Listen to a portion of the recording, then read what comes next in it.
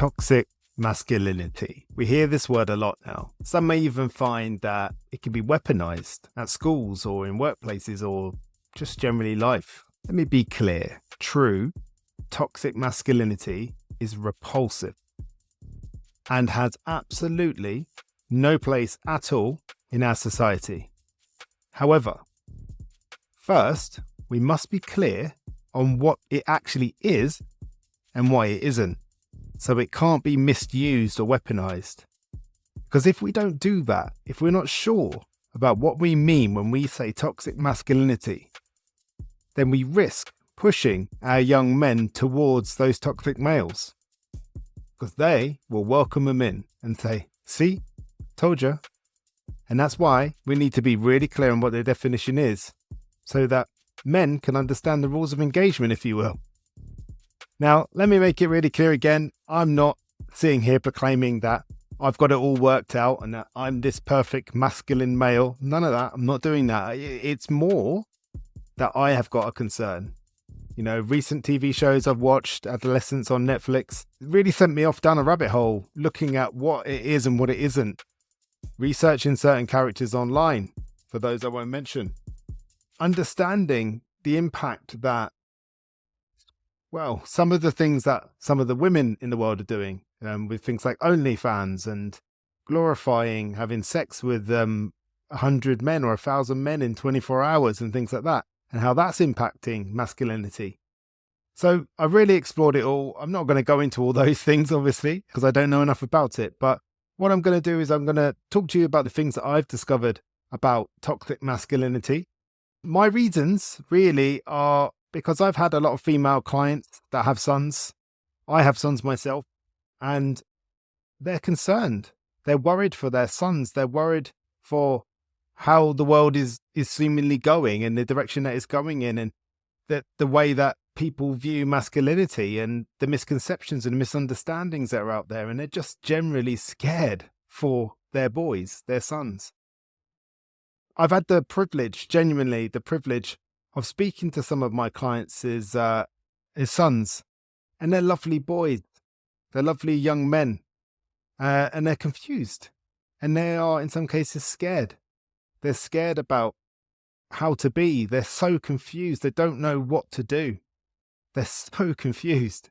And I think it should be the job of all of us to help them with that confusion, to clarify what masculinity is. Like I said last week, again, my view on what I feel masculinity is, but also what toxic masculinity looks like. This way, you know what to move towards and you know what to move away from. That makes sense to me, I suppose. But then there's also, unfortunately, and this is not an accusation of any kind, there are opportunistic people out there, both men and women, that will take advantage of what is seen as toxic masculinity or what can be easily misunderstood as toxic masculinity. So what I'm saying, I suppose, is that there are so many really well-meaning, kind young men that are being pushed further and further away and towards those toxic men, which is ironic. So I'm really trying to, I don't know, speak up in a sense. And it does. What's scary about this is that it kind of feels a bit like a risk for me too. I'm worried about what people might say or how things might get taken out of context. But this is coming from a good place, a kind place. And I'm really trying to help anybody that doesn't know. I'm trying to start a conversation. I'm trying to explore. I'm trying to be curious. I'm trying to find the answers, find out what's true. I'm certainly not trying to be the one that has all the answers, because I don't. But I thought I'd start with what I found. I did an AI search, I did a Google search, and I came to the conclusion here. I've got what is toxic masculinity, because I think that's a good place to start.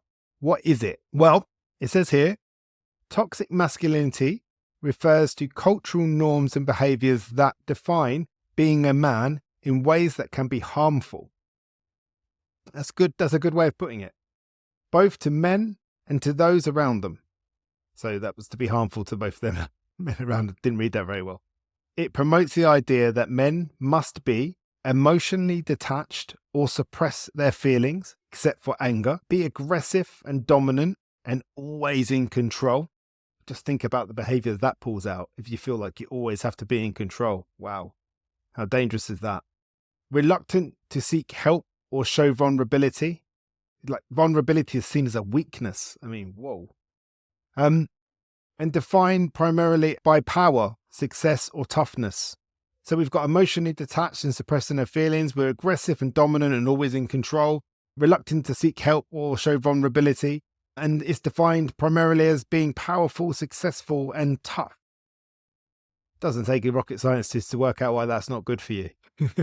These expectations can prevent men from expressing their full humanity, and they contribute to destructive behaviors, strained relationships, and mental health struggles. And that's what I want to explore today. I want to talk a little bit about where it might come from, where this toxic masculinity idea comes from, where it embeds itself in our young men. And also I want to talk about the harm that it does to men, so men can understand this is not something that other people are saying to you because they need you to change. They're saying it because of the damage they've seen and see and witness and watch over time that it's doing to you, the man. What's happening when we are embracing this toxic masculinity? What's happening to us? What are the things and the dangers that come up, and how is it destroying our lives and in turn the lives of people around us? What I discovered was that the origins of toxic masculinity, they're not something that we're born with. If somebody is toxically masculine, it's not something that they weren't a toxic masculine baby. They learned it. They learned it from somewhere, and it comes it doesn't come necessarily from a toxic man. It comes from the things that we say, the things that have become societal norms. It's words like boys don't cry. So when I was in a pub a little while ago, and we were having lunch, and I heard somebody shout at their little boy who was crying, "Don't be a girl, you're crying like a girl, stop crying like a girl." And I thought, wow, look at that. That's installing it. That kid is learning that as a boy, it's not okay to cry. And that girls cry, men don't, boys don't. That's what he's learning from that really young age. That's the way that we see society. That's the way you're supposed to behave. This is the lesson I'm going to teach you today, son. And then things like man up. So you're in a group of men and one of the men starts getting emotional about something. Maybe they cried at a film. Maybe they're leaning over a bar watching a TikTok and they're starting to well up a little bit. And then one of the other men says, "Hey, man up, what's going on?" And look, there's room for banter. There absolutely is. I'm a banterful person. I have banter with my friends. There's room for banter.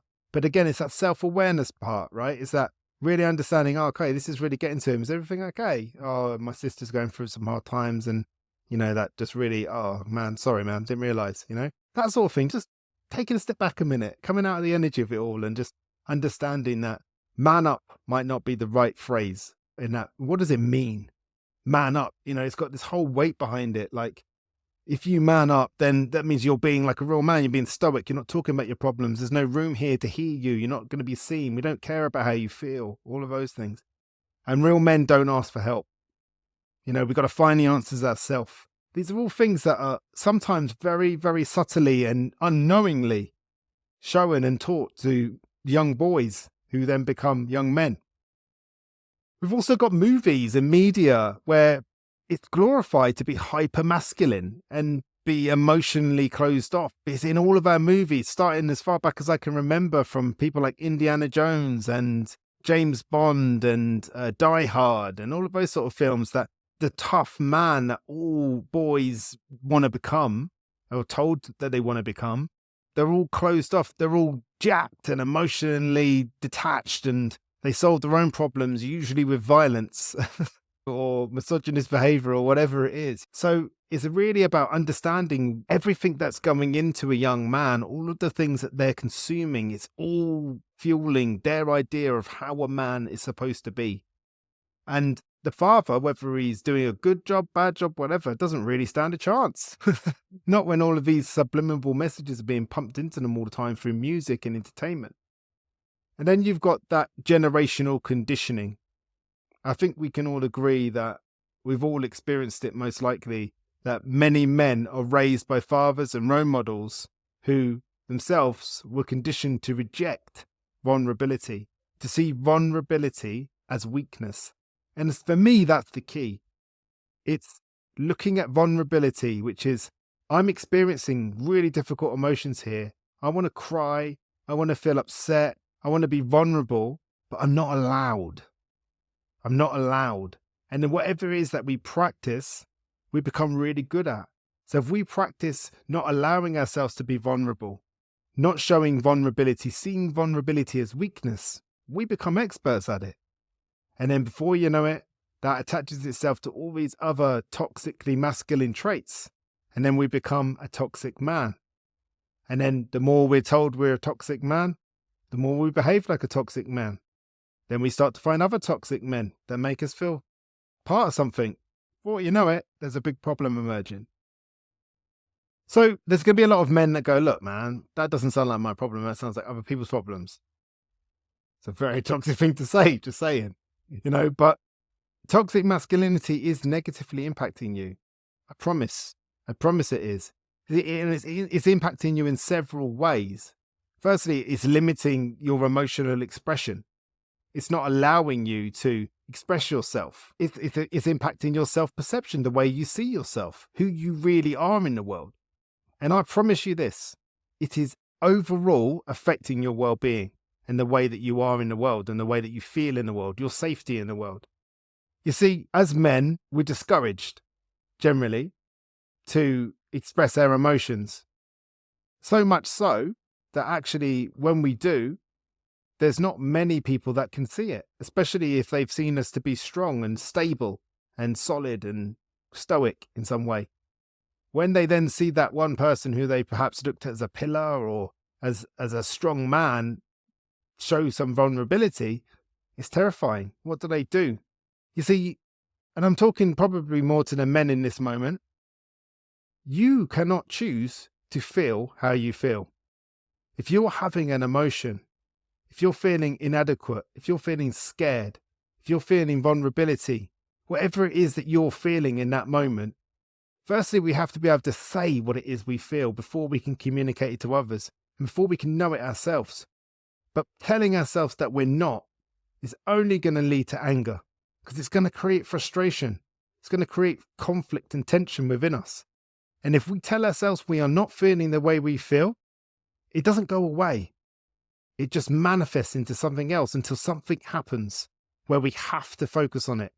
And the problem is then, or the problem can be then, that by that point, it's too late. The damage is done. We've said the thing that's hurt somebody. We've done the thing that's hurt somebody. We've destroyed their reputation in some way. And that's not good, because then we live in regret. We're back to resentment and anger and frustration. And then it becomes even harder to get out of that cycle, that destructive cycle. So we're discouraged to show our sadness, our fears, our vulnerabilities, and then we just suppress it. And it becomes this bubbling fuel of anger and emotion within us. And it can result in just stress. I'm not talking about how it affects someone else. I'm talking about how it affects you. You just feel stressed and anxious all the time. And then you can't seem to find any meaningful relationships because that stress, anxiety, and that reluctance to show any emotion, good or bad, just doesn't. It destroys relationships around us. It stops people from loving us. We stop people from loving us. It sets unrealistic expectations. Man, if you're trying to be the guy, right, that's jacked and that drives sports cars and that's really, really rich and that doesn't need anybody in their life and that just has a boat, you can have all those things. But being a toxic man is not going to, that doesn't make it better. Destroying other people and taking down other people and being an asshole, that's not going to help. That's not what that means. That's not success. That's not what success looks like. That's what some success looks like in some people, if you want to define it as success. But it doesn't have to be that way for you. You don't have to change who you are and become a bad person and discard your values just to be successful. So it's unrealistic. And actually, all it really does is lead to experiencing shame, anxiety, again, more anxiety, and like I say, that difficulty in forming relationships. It becomes so lonely. A lot of the men that struggle the most that I've spoken to, they're lonely. They feel completely alone in this world. They feel like they can't talk to anyone. They can be a room full of people that are all telling them how amazing they are, and they can't connect with it. Doesn't mean anything to them. And then there's obviously the mental health struggles. That toxic masculinity is always there, like a little devil on your shoulder, discouraging you, calling any mental health issue as weak. It's a sign of weakness. You're a weak man. Do not be weak. Man, imagine how much that's destroying you inside. The reason they call it toxic is because it's like a poison. It infiltrates you and it runs through you and it stops you from reaching out and asking for help. It can lead to depression. In fact, I would say it's the pathway to depression. It's also probably the pathway to addiction in some cases. And then unfortunately, suicide. You feel completely alone. You feel like you've got no way out. You feel like you've destroyed your relationships. You've destroyed your reputation. That everybody hates you.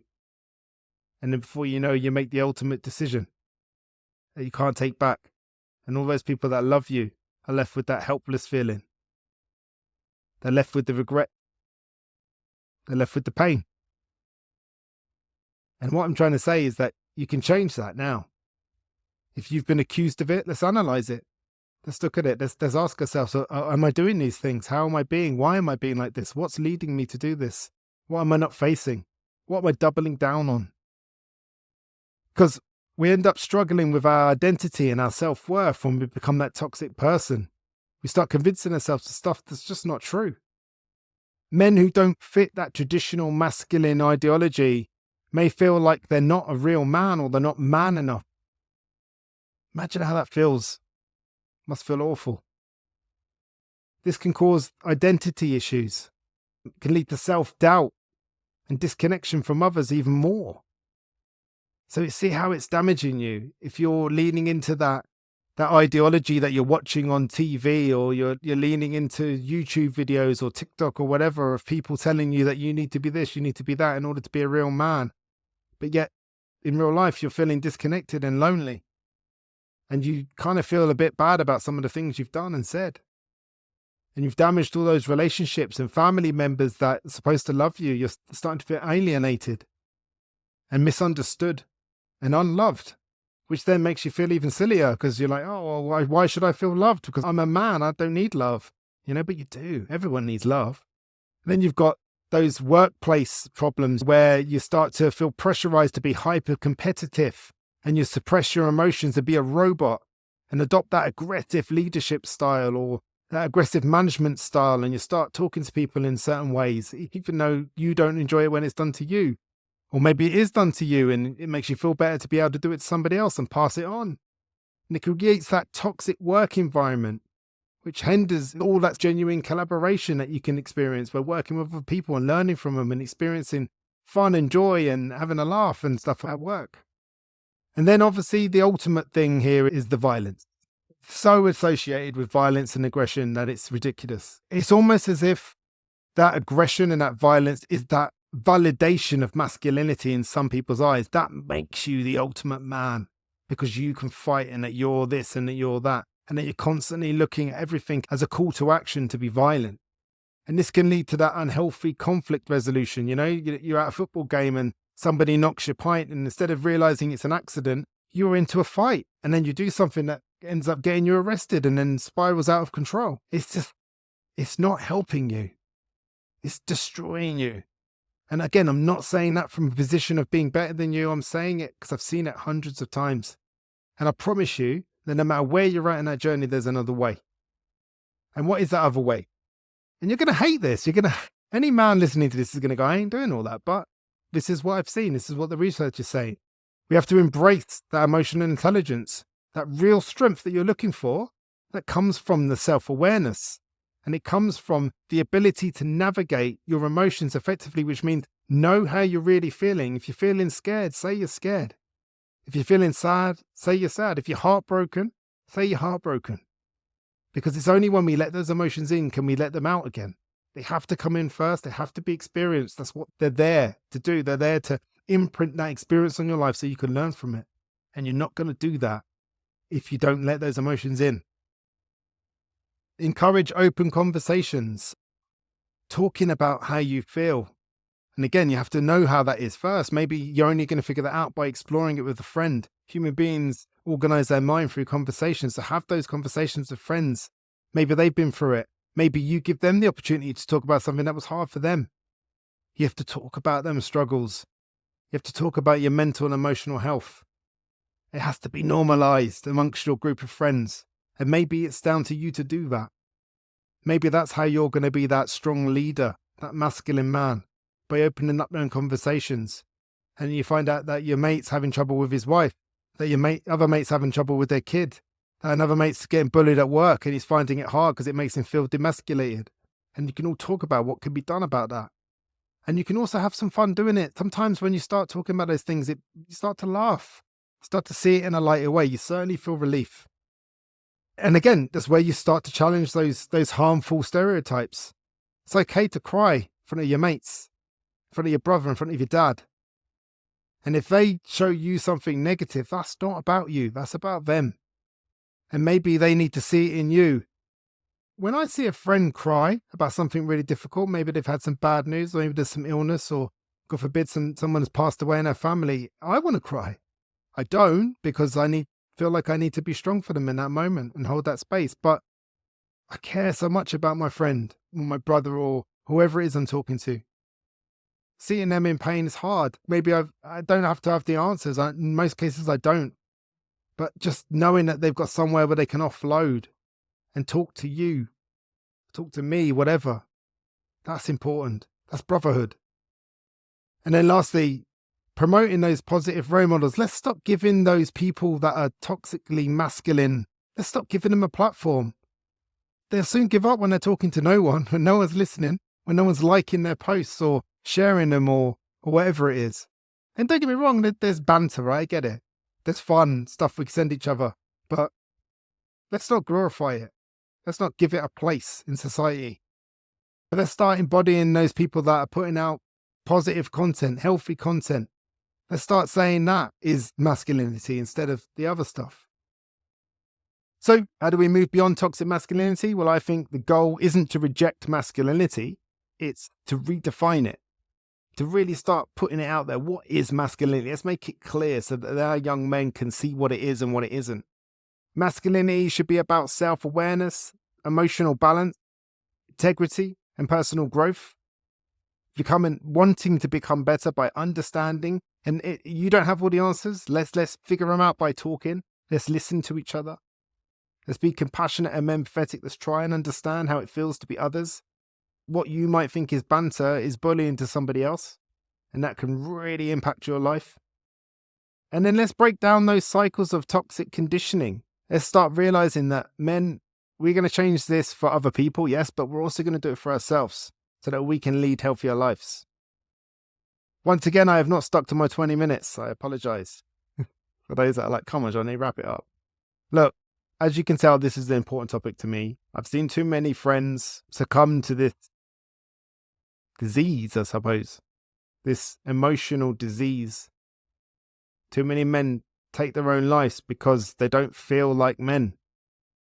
They don't know what to do. They've got no one to talk to because they don't know how to. And it's not that men don't talk, it's that men don't know how to. And this is what we need to learn, guys. We need to be able to make mistakes. We need to use clumsy language until we find the right words. We need to be able to identify how we feel by sharing our experiences with each other. Knowing that we're the same, we're not different. That even the most masculine, whatever you want to call it, of men have vulnerabilities, and that's okay. We need to start sharing that message with each other. And it has to be us. We can't rely on other people. And we need to stop giving those people that are toxic a platform, because all they're trying to do is take from you. And they're not just taking your money. They're taking your time. They're taking your relationships. They're taking your jobs. They're taking it all. And they don't care. And that's a shame. But don't let it be your problem. You can step out of that anytime you want. Anyway, thank you for listening. As always, check out the johnnylawrence.co.uk website if you're interested in having me come and speak in your business or your community or whatever it is that you want me to come and do. Check out the Slavery of Addiction documentary. I'd love you to do that. It's definitely helping people that have had that problem or having that problem. No matter what the addiction is, the important message there is it's not about what you're addicted to, it's about how it makes you feel. And tune in next week as I'll be back for another episode of the Johnny Lawrence podcast.